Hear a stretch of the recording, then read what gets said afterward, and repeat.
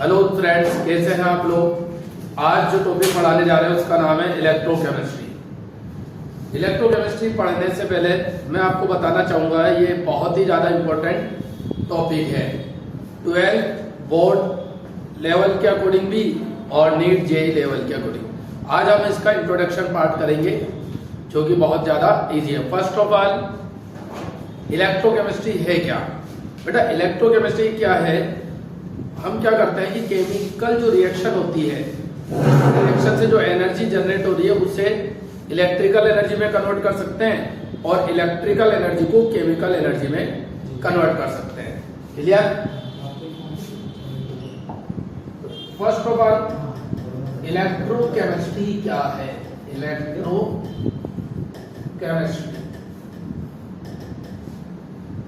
ये हम कह सकते हैं इलेक्ट्रोकेमिस्ट्री क्या है? केमिस्ट्री की ब्रांच है जिसमें हम किसके साथ डील करते हैं, किसकी स्टडी करते हैं? इलेक्ट्रिकल एनर्जी को केमिकल एनर्जी में कन्वर्ट करने की और केमिकल एनर्जी को इलेक्ट्रिकल एनर्जी में कन्वर्ट करते हैं। ठीक है, तो आप क्या लिख सकते हैं? Electrical energy convert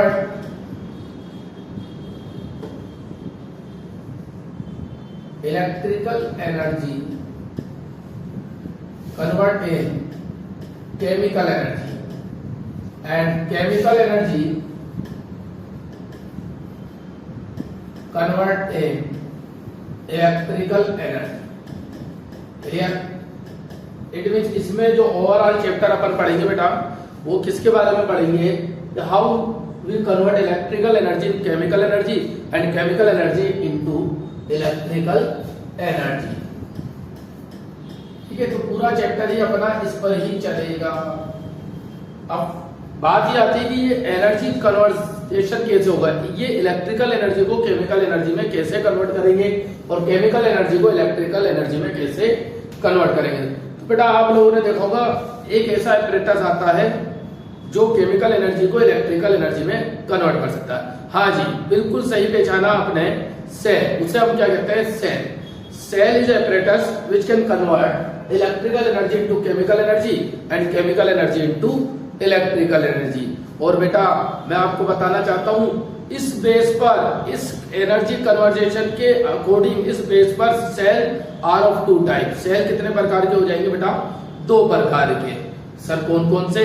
electrochemical cell जिसे हम वोल्टेइक सेल और गैल्वेनिक सेल भी कह सकते हैं, और इलेक्ट्रोलाइटिक सेल। ये दो टाइप के सेल होंगे जो ये काम करेंगे, जो ये एनर्जी का कन्वर्जन करेंगे। ठीक है, क्लियर? इलेक्ट्रिकल एनर्जी को केमिकल एनर्जी में कौन कन्वर्ट करेगा और केमिकल एनर्जी को इलेक्ट्रिकल एनर्जी में कौन कन्वर्ट करेगा? तो इस सेल में फर्स्ट अपन जो सेल पढ़ने जा रहे हैं बेटा आज, वो है इलेक्ट्रोकेमिकल सेल। कौन सा है? Electrochemical cell. क्लियर? और इसे मैंने आपको जैसे बताया वोल्टेइक सेल और क्या कह सकते हैं बेटा? गैल्वेनिक सेल भी कह सकते हैं। अच्छा, गैल्वेनिक सेल भी कह सकते हैं।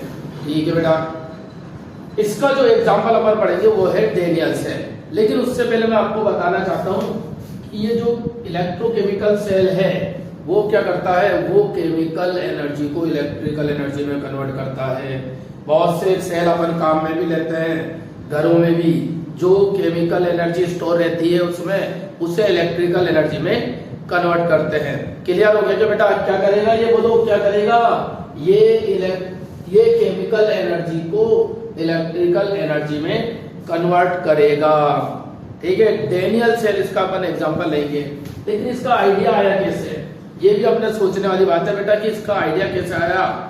ठीक है ना, माइंड में कैसे आया कि इसको अपन केमिकल एनर्जी को कहीं ना कहीं कैसे इलेक्ट्रिकल एनर्जी में भी यूज में ले सकते हैं। तो मैं आपको बताना चाहता हूं, जैसे बेटा आपने क्या किया,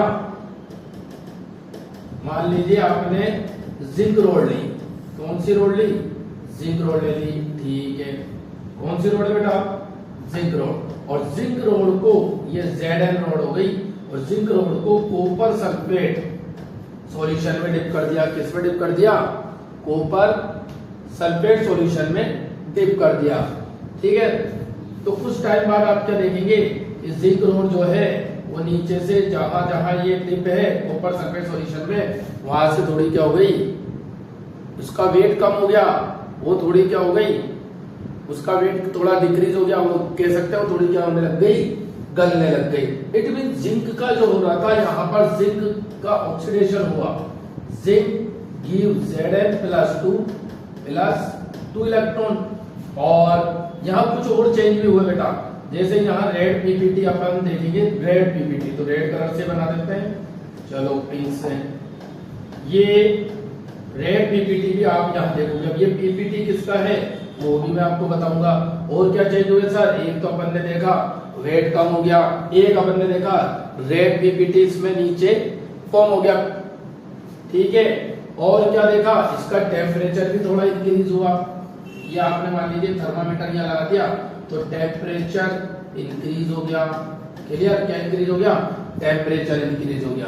तो यहाँ जो ये चेंजेस हो रहे हैं, यहाँ जो ये टेम्परेचर इंक्रीज हो रहा है, यहाँ जो एनर्जी जनरेट हो रही है उसका कोई यूज अपन यहाँ नहीं कर पाए, ठीक है। क्यों, अब देखो इसमें प्रॉपर्टीज पहले देखते हैं और चेंजेस क्या क्या हुए। जिंक ऑक्सीडाइज हुआ, जिंक क्या हुआ, ऑक्सीडाइज। और क्या चेंज देखा, रेड पीपीटी आ गया, रेड पीपीटी किसका आया अभी बताते हैं, ठीक है।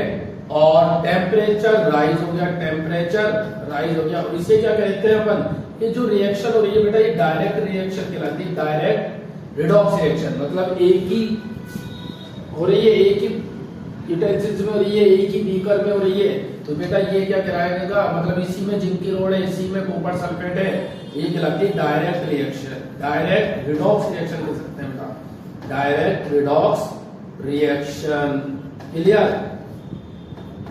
ठीक है। और जब ये रिएक्शन क्या स्पॉन्टेनियस भी है, इट मीन इसका जो डेल्टा जी है किस फ्री एनर्जी वो नेगेटिव होगी, स्पॉन्टेनियस है। कैसी रिएक्शन है बेटा, स्पॉन्टेनियस, जैसे अपन ने पढ़ा था थर्मोडायनेमिक्स में, clear. Spontaneous reaction are those reaction in which value of delta G is negative. Delta G की जो वैल्यू होगी इसकी क्या होगी बेटा, नेगेटिव में होगी, ठीक है ना। जब डेल्टा जी की वैल्यू नेगेटिव होती है तो वो रिएक्शन होती है स्पॉन्टेनियस, अपने आप होती है, खुद से होती है। जैसे कोई भी बच्चा इंटेलिजेंट है, वो खुद से पढ़ाई कर रहा है, उसे किसी के मोटिवेशन की जरूरत नहीं है।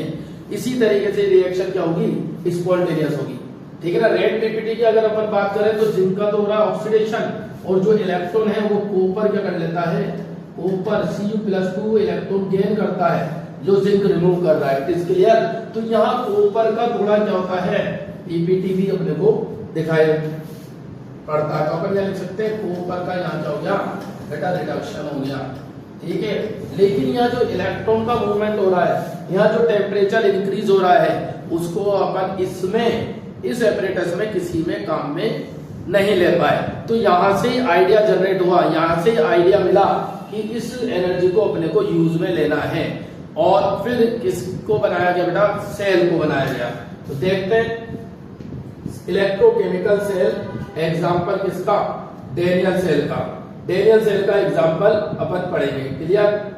चलिए डेनियल सेल, अब बेटा बात आती है डेनियल सेल के स्ट्रक्चर की, ठीक है। कई बार बोर्ड में इसके वोल्ट का भी क्वेश्चन पूछा गया कि इलेक्ट्रोड पोटेंशियल किसका है, बाद में अपन बात करेंगे इलेक्ट्रोड पोटेंशियल की। अभी आप डायरेक्ट याद रखो, इसका इलेक्ट्रोड पोटेंशियल अप्रोक्स होता है 1.10 वोल्ट, क्लियर, ठीक है। डेनियल सेल,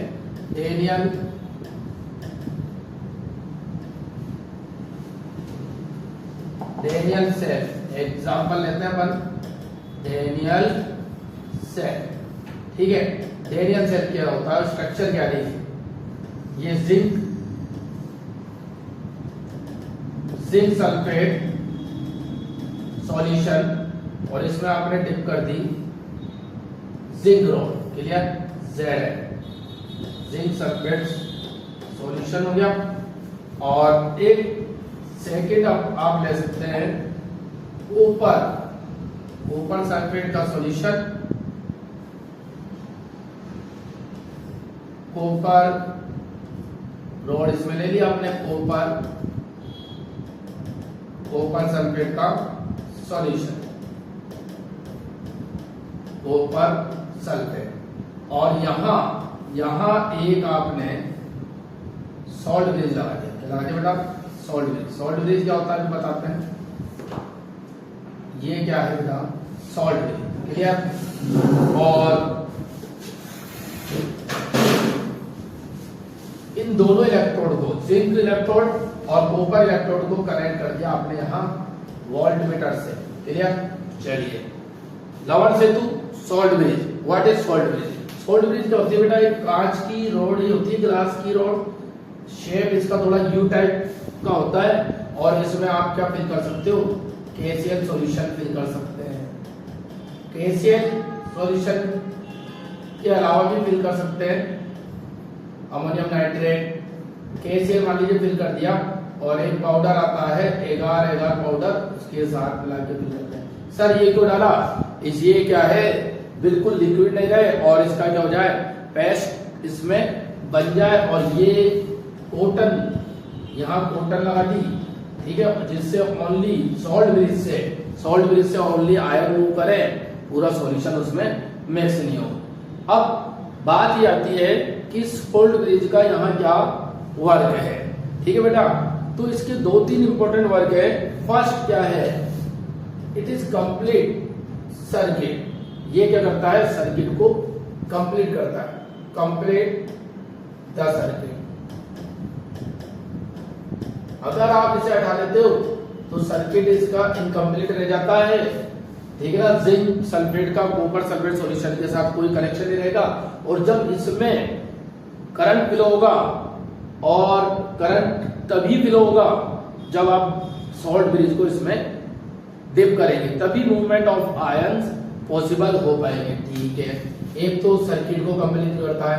सेकंड क्या है बेटा? सेकंड क्या करता है? न्यूट्रलाइजेशन करता है। दोनों किसको? दोनों सॉल्यूशन को न्यूट्रलाइज, न्यूट्रल बनाए रखता है। क्या बनाए रखता है? न्यूट्रल। ठीक है ना? न्यूट्रल बनाए रखता है बेटा सॉल्यूशन को, दोनों सॉल्यूशन को। कैसे बनाए रखता है? अभी अपन रिएक्शन देखते हैं, और फिर उससे आपको क्लियर होगा कि किस तरीके से ये न्यूट्रल बना रखता है। ठीक है ना? एक और वर्क है ईएमएफ को कम बनाए रखता है। ठीक है ना? देखिए, रिएक्शन अगर आप देखें तो फर्स्ट ऑफ ऑल आप कैसे पता लगाएंगे कि जिंक वर्क एज एनोड और कॉपर वर्क एज कैथोड। ठीक है ना? यहाँ जिंक एनोड की तरह वर्क करेगा और कॉपर कैथोड की तरह वर्क करेगा। बट हाउ, कैसे करेगा? इसका पता हम कैसे लगा सकते हैं? यहाँ जो अपना सर्किट है, इसमें आप करंट की डायरेक्शन देखेंगे। किसकी डायरेक्शन देखेंगे? करंट की। ठीक है ना? गैल्वेनोमीटर लगा दिया, गैल्वेनोमीटर से करंट की डायरेक्शन आप देखेंगे। मान लीजिए डायरेक्शन ऑफ करंट कैसे आ रहा है? डायरेक्शन ऑफ करंट है इस तरीके से, copper two zinc, copper two zinc. It means electron कहां से जा रहे हैं? Zinc to copper. इलेक्ट्रॉन कहां से मूव कर रहे हैं बेटा? Zinc to copper. यहां तक की बात क्लियर हो गई क्या बेटा? हाँ, फिगर आप डेनियल सेल का देख लीजिए, और मैंने आपको बताया कि करंट की डायरेक्शन मान लीजिए कैसे आ रही है। यहाँ आपने जो डिप्रेशन देखा वो कैसा आ रहा है? Direction of current copper two zinc. It means आपको बताइए करंट की डायरेक्शन के अपोजिट डायरेक्शन में इलेक्ट्रॉन फ्लो करते हैं। तो ये क्लियर हो जाएगा। इलेक्ट्रॉन कहां से फ्लो कर रहे हैं? जिंक से कॉपर। इट मींस यहाँ क्या हो रहा है? देखो इलेक्ट्रॉन कब आ रहे हैं इस रोड पर कि जिंक ऑक्सीडाइज, जिंक क्या बना रहा है? Zn2+, और ये Zn2+ यहाँ सॉल्यूशन में आते जाते हैं, और इलेक्ट्रॉन यहाँ रह जाते हैं, इस रोड पर रह जाते हैं बेटा इलेक्ट्रॉन। और इलेक्ट्रॉन यहाँ से मूव करते हैं, ये माना जाता है इसी वायर से होते हुए इलेक्ट्रॉन अपने आ जाते हैं कॉपर। इलेक्ट्रॉन कहाँ जाते हैं बेटा? कॉपर की रोड पर आ जाते हैं। अब कॉपर की रोड पर आके क्या होगा? ठीक है, कॉपर जो सॉल्यूशन है अपना कॉपर सल्फेट, उसमें आपको Cu+2 आयन भी मिलेगा, एक SO4 आयन होगा, Cu+2 आयन। Cu+2 आयन क्या चाहता है? इलेक्ट्रॉन गेन करना चाहता है। क्यों करना चाहता है? क्योंकि इसके पास इलेक्ट्रॉन की कमी है। ठीक है ना? प्यासा को जो होगा वो कुएं के पास ही जाएगा। तो बेटा ये प्यासा है, इसको कुएं के पास जाने की जरूरत है। ठीक है, तो Cu+2 आयन कहाँ जाएगा बेटा? कॉपर इस पर जाएगा। किस पर जाएगा? कॉपर की छड़ पर जाएगा। कॉपर आयन कहां से जाएगा? कॉपर सल्फेट के सॉल्यूशन से जाएगा। क्लियर। अब जो अपन बात कर रहे थे कि लवण सेतु या अपन कहते हैं सोल्ट ब्रिज, सोल्ट ब्रिज किस तरीके से ये जो सॉल्यूशन है उसको न्यूट्रल बना रहा है, उसको न्यूट्रल बना रहा है। कैसे बेटा, देखो समझो बात को, ये तो पछताओगे बात को। Zn+2 आयन यहाँ इंक्रीज हो गए, इट मींस या पॉजिटिव चार्ज इंक्रीज हो जाता है। क्या हो जाता है बेटा, पॉजिटिव चार्ज इंक्रीज हो जाता है। तो ये जो अपना सोल्ट ब्रिज है, ये जो अपना सोल्ट ब्रिज है, इसमें से कौन से आयन आएंगे यहाँ पर, यहाँ आयन आते हैं बेटा Cl- आयन इस सॉल्यूशन में डिप करते हैं, सॉल्यूशन में डूबने लगते हैं। तो ये न्यूट्रलाइज हो गया, पॉजिटिव वर्सेस नेगेटिव। तो यहाँ ये न्यूट्रल हो गया, सॉल्यूशन न्यूट्रल बना रहेगा, जिससे इलेक्ट्रॉन का फ्लो अच्छे से होता रहेगा। यहाँ क्या होगा सर, यहाँ आपके कॉपर आयन जा रहे हैं रोड पर, किस पर जा रहे हैं बेटा, रोड पर। तो सॉल्यूशन में रह गया SO4-2, क्या रहेगा बेटा, SO4-2 sulphate. Then positive charge ion from salt bridge came in this copper sulfate solution to neutralize the copper sulfate solution। यहाँ नेगेटिव चार्ज बढ़ गया तो सॉल्ट ब्रिज से कौन सा आयन डिप करेंगे बेटा, कौन सा आयन डूबेंगे, पोटेशियम आयन डूबेंगे, पोटेशियम आयन डूबेंगे। तो इस तरीके से दोनों सॉल्यूशन को क्या कर देगा, ये न्यूट्रल कर देगा।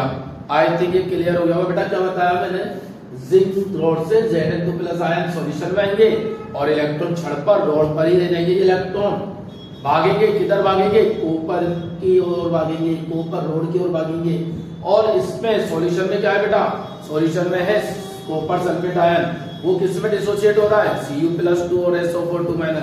वो कहां जाना चाहेगा, Cu+2 जाएगा इलेक्ट्रॉन लेने, ठीक है ना। यहाँ क्या जाएगा, Cu+2 इलेक्ट्रॉन लेने जाएगा, ठीक है। तो इस भागदौड़ में दो रिएक्शन अपन देखेंगे। इस भागदौड़ में कितने रिएक्शन देखोगे, दो रिएक्शन।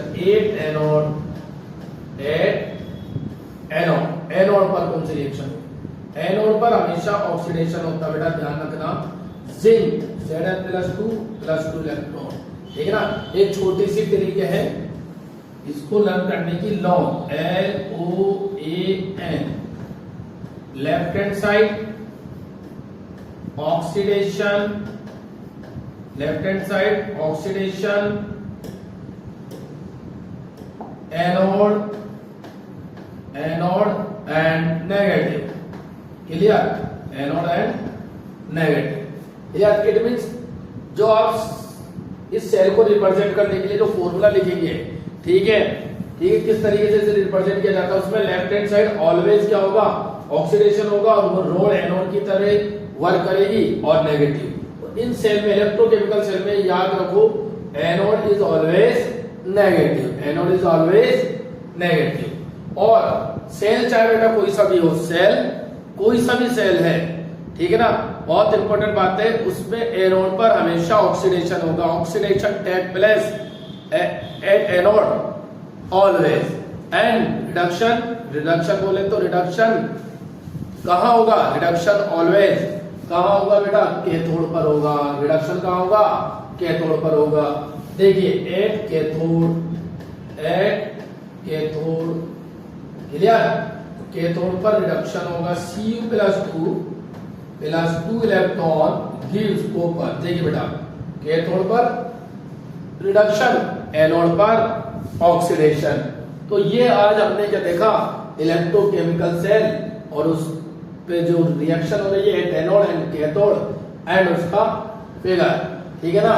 तो उम्मीद करता हूँ ये थोड़ा इंट्रोडक्शन इसका समझ में आया होगा, डीपली काफी कुछ चीजें इसमें। तो नेक्स्ट टाइम इसके आगे का जो पार्ट है वो मैं आपके लिए लेकर आऊंगा। Thank you all of you, पढ़ाई करते रहिए।